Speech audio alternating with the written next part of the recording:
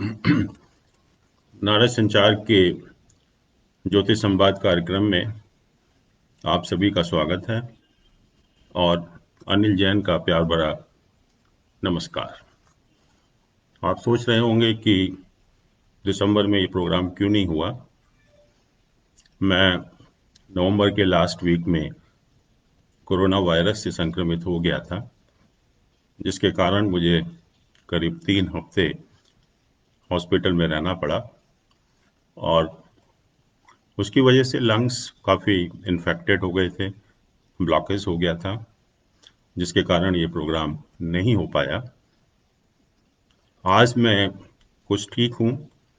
अभी लंग्स में तो काफ़ी प्रॉब्लम है, उसमें टाइम लगेगा, लेकिन मैंने ये प्रोग्राम बहुत मिस किया, आप लोगों का साथ बहुत मिस किया और आज इच्छा हुई कि तबीयत ठीक ना होने के बावजूद भी मैं कोशिश करूं कि ये प्रोग्राम आपके सामने कर पाऊं, इसीलिए मैं आपके सामने उपस्थित हूं।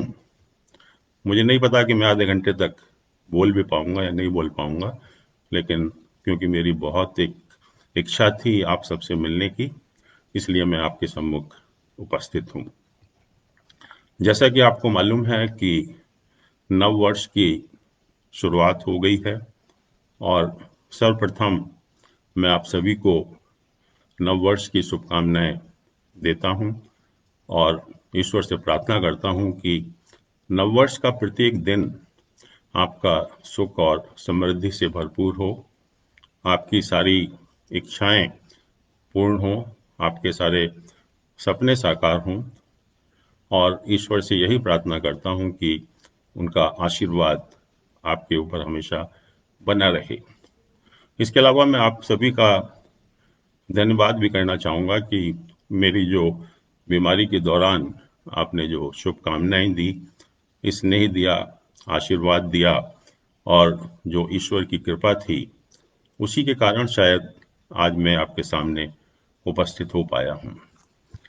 चलिए आज कुछ कार्यक्रम की बात करते हैं और क्योंकि नव वर्ष है तो नव वर्ष में ज्योतिष में क्या होने वाला है, आपकी राशियों पर उसका क्या प्रभाव पड़ेगा, इस वर्ष जो मुख्य ग्रह हैं उनका संक्रमण, उनका गोचर किस तरह से होगा विभिन्न राशियों में, उसके बारे में थोड़ी सी मैं चर्चा करना चाहूँगा।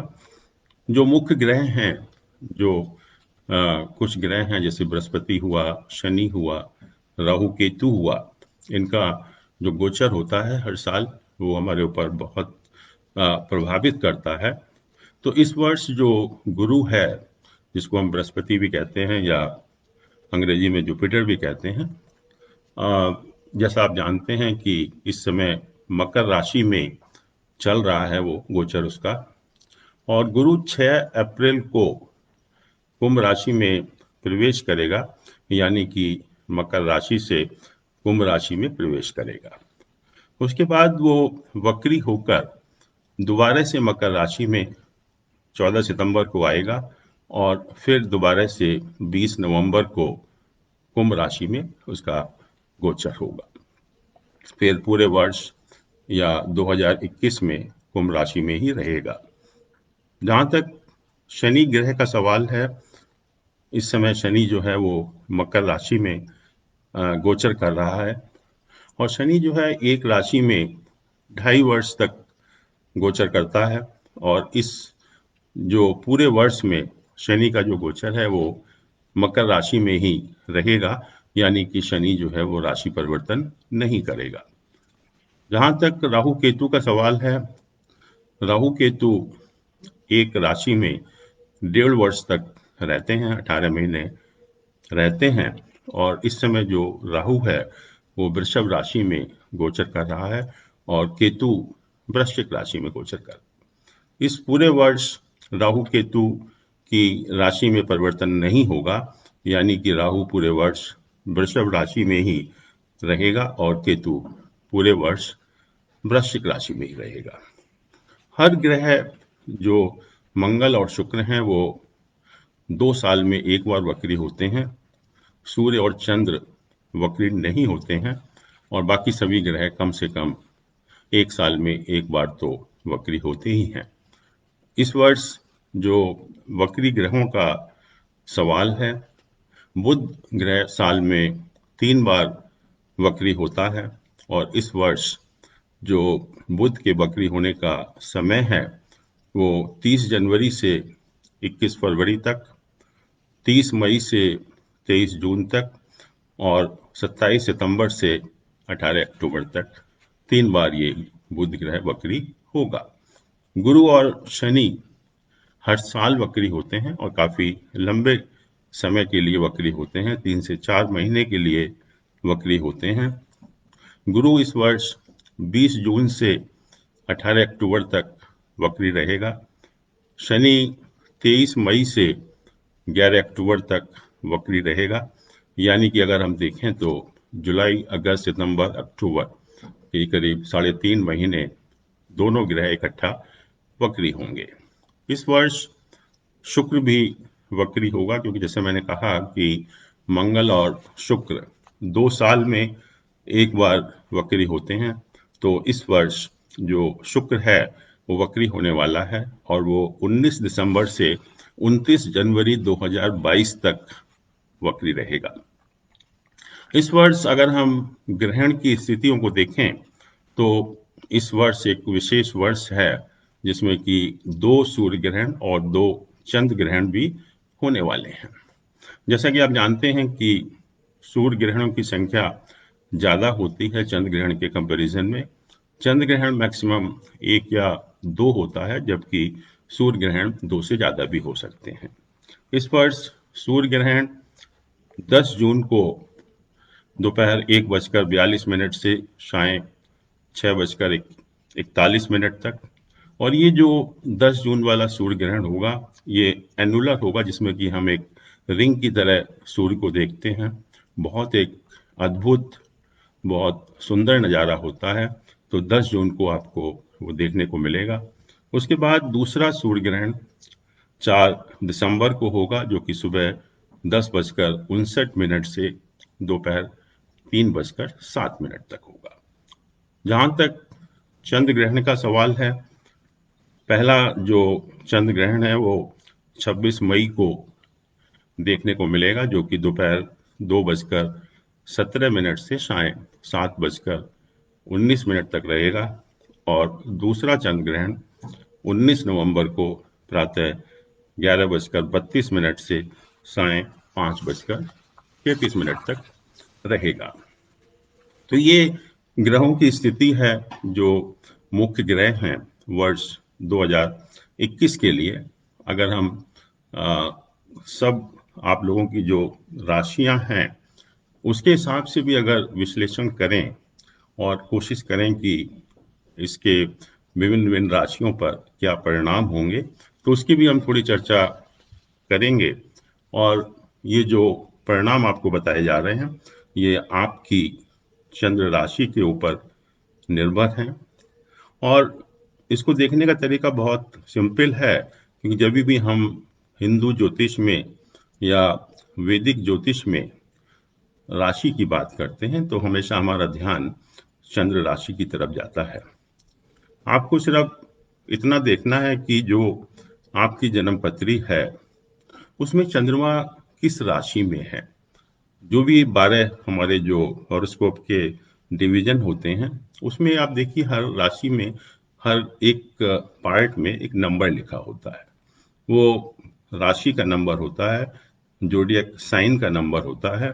तो आपको सिर्फ ये देखना है कि जो चंद्रमा है उसके साथ कौन सा नंबर लिखा हुआ है। अगर 1 नंबर लिखा हुआ है तो इसका मतलब आपकी जो राशि है वो मेष राशि है। 2 नंबर लिखा हुआ है तो आपकी जो चंद्र राशि है वो वृष राशि है। 3 नंबर अगर लिखा हुआ है तो आपकी जो राशि है वो मिथुन राशि है। 4 नंबर लिखा हुआ है तो आपकी जो राशि है वो कर्क राशि है। 5 नंबर लिखा हुआ है तो सिंह राशि है। 6 नंबर लिखा हुआ है तो कन्या राशि है। 7 नंबर लिखा है तो तुला राशि है। 8 नंबर लिखा है तो वृश्चिक राशि है। 9 नंबर लिखा है तो धनु राशि है। 10 नंबर लिखा है तो मकर राशि है, 11 नंबर लिखा हुआ है तो कुंभ राशि है, और 12 नंबर लिखा हुआ है तो मीन राशि है। क्योंकि हमारी जो जोडियक है उसमें 12 राशियां होती हैं, तो इसीलिए हर जो आपका हॉरोस्कोप है उसके हर पार्ट में एक नंबर होता है, वो 1 से 12 नंबर तक उसमें लिखा होता है। तो अगर जो मेष राशि वाले व्यक्ति हैं उनकी अगर हम बात करें तो वर्ष की जो शुरुआत है बहुत अच्छी होगी। जैसे हम कहते हैं कि न्यू ईयर गिफ्ट या नए वर्ष का उपहार आपको मिलेगा वर्ष के शुरुआत में ही, और वर्ष के शुरुआत में ही आपको बहुत अच्छा लगेगा। ऐसा लगेगा जैसे आपको ईश्वर ने एक नव वर्ष का उपहार दिया हो। और जहाँ तक कार्य क्षेत्र की सवाल है, आपके जो प्रोफेशन का सवाल है, उसमें भी जो अद्भुत सफलता मिलेगी। और ख़ास तौर से जो नौकरी तलाश कर रहे हैं लोग, या जो सोच रहे हैं कि हमें अच्छी नौकरी की तलाश है या हाई पैकेज जॉब की तलाश है, उनको बहुत ही एक अद्भुत सफलता मिलेगी। और वर्ष की शुरुआत में ही, शुरुआत का मतलब है कि फर्स्ट क्वार्टर में ही आप देखेंगे कि ऐसे व्यक्तियों को बहुत अच्छी सफलता मिलेगी।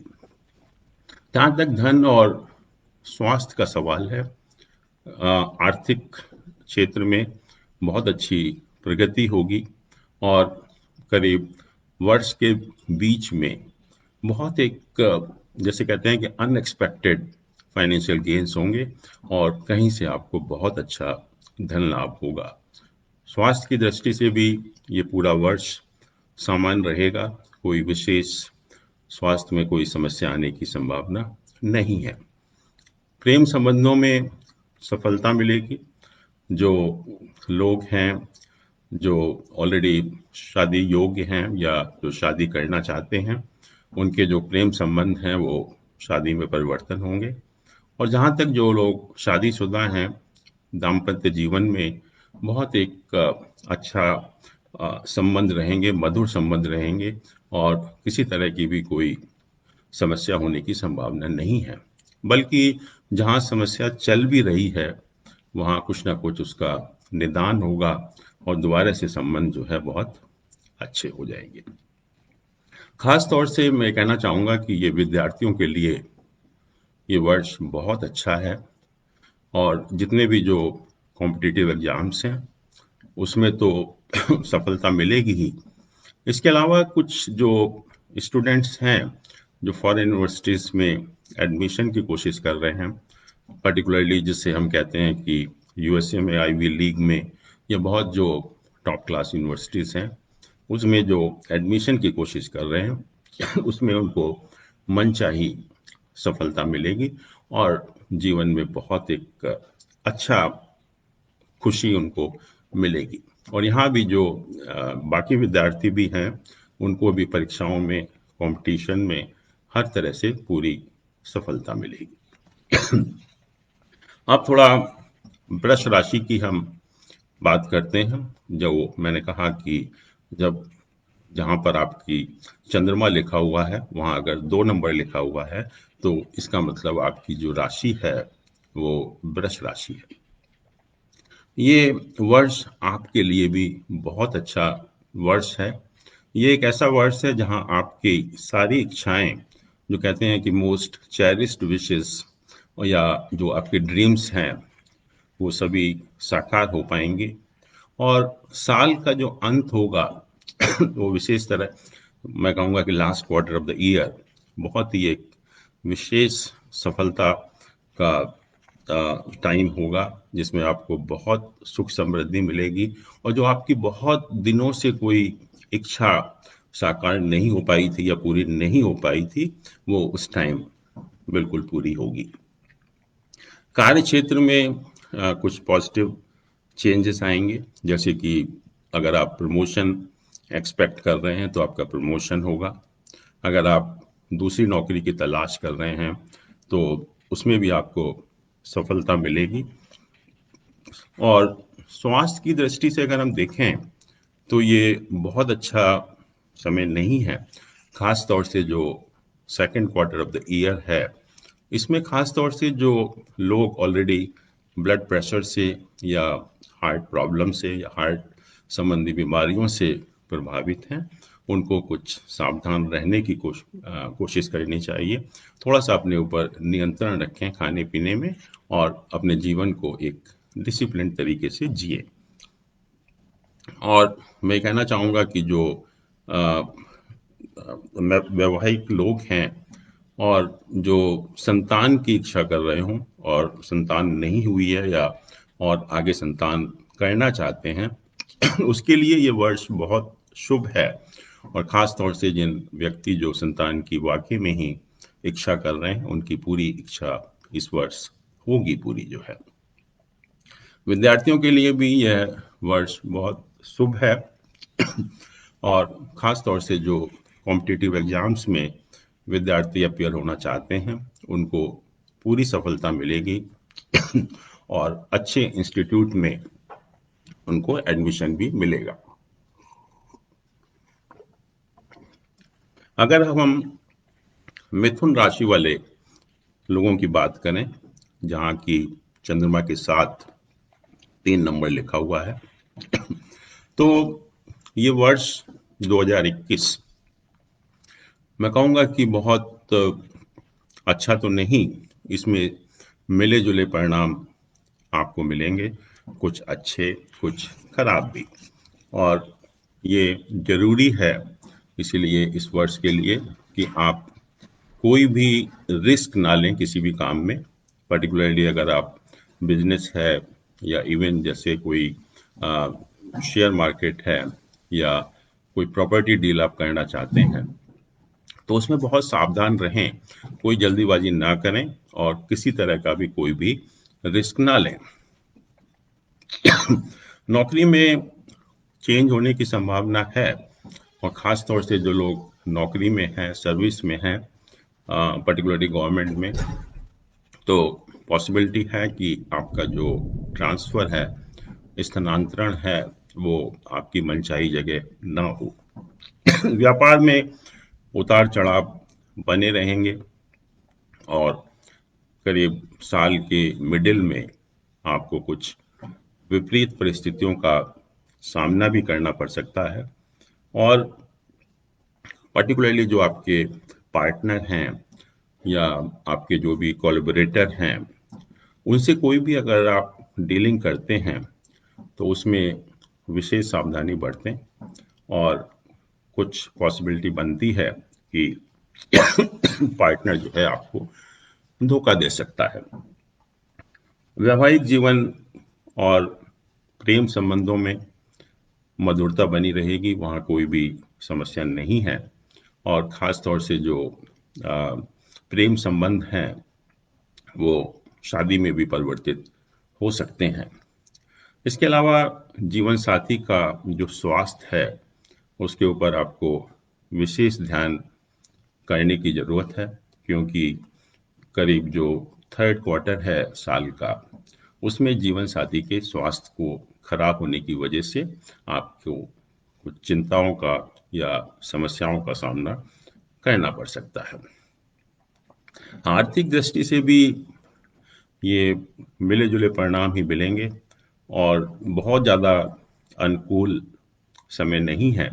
और जैसा मैंने कहा कि आपको बहुत ध्यान रखने की ज़रूरत है, पर्टिकुलरली जो फाइनेंशियल मैटर्स हैं उसमें आप किसी भी तरह का रिस्क नहीं लेंगे तो आपके लिए बहुत अच्छा होगा।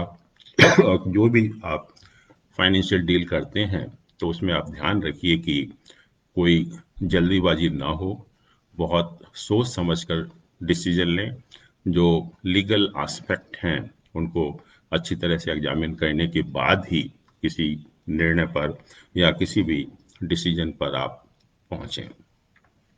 विद्यार्थियों के लिए भी ये बहुत अच्छा समय नहीं है और ख़ास तौर से जो विद्यार्थी कॉम्पिटिटिव एग्ज़ाम्स की तैयारी कर रहे हैं, उनको बहुत मेहनत करनी पड़ेगी और बहुत मेहनत करने के बावजूद भी हो सकता है कि मनचाही सफलता ना मिले।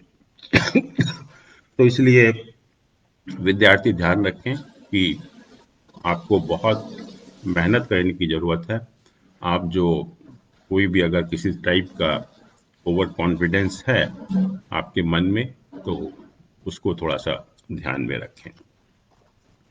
अगर हम कर्क राशि वाले व्यक्तियों की बात करें, जो 4 नंबर है, जहाँ पर चंद्रमा के साथ 4 नंबर लिखा हुआ है, उनके लिए ये वर्ष बहुत एक अच्छा वर्ष है।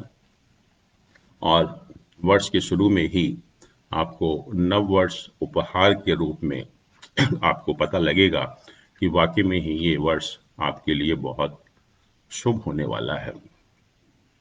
और ख़ास तौर से जनवरी के महीने में ही आपको या तो कोई आपका सपना साकार होगा, या आपकी जो बहुत ही मोस्ट चेरिस्ड विश है, जो आप बहुत सालों से सोच रहे हैं कि कब पूरी होगी, उसके पूरे होने की संभावना है। तो जनवरी के महीने में मुझे पूरी उम्मीद है कि आपको बहुत एक खुशी की खबर आपको मिलेगी, जिससे पूरे परिवार में एक खुशी का वातावरण पैदा होगा। कार्य क्षेत्र में बहुत अच्छे परिणाम मिलेंगे। हर तरह से आपको सफलता मिलेगी। आपके सपने साकार होंगे।